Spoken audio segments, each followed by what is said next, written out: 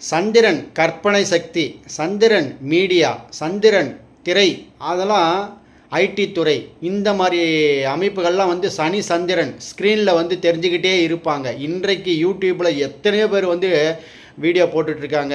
அதாவது நினச்சி பார்க்க முடியாத குக்கிராமங்களிலிருந்து கூட இன்ற அளவுக்கு வந்து உலக லெவலில் இல்லை நம்ம இந்தியா லெவலில் இல்லைன்னா நம்ம மாநில லெவலில் வந்து தெரிஞ்சுக்கிட்டு இருக்காங்க. அதெல்லாம் வந்து இருப்பதற்கு காரணம் என்னென்னா, சனி சந்திரன் சேர்க்கை பெற்று இருப்பவர்கள் வந்து இந்த மாதிரி மீடியா துறையில் வந்து மிகச்சிறந்து விளங்குவார்கள்.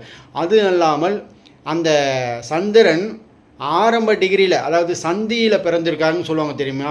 ஒரு கிரகத்தினுடைய ஆரம்ப டிகிரி இல்லைன்னா முடிவு டிகிரியில் இருக்கிற சந்திரன் இந்த திரை உலகத்தில், இந்த திரையில் வந்து அவர் வந்து ஜொலிப்பார். மீடியா அல்லது யூடியூப்பு இந்த மாதிரி திரைத்துறையில் வந்து ஜொலிப்பதற்கு காரணமாக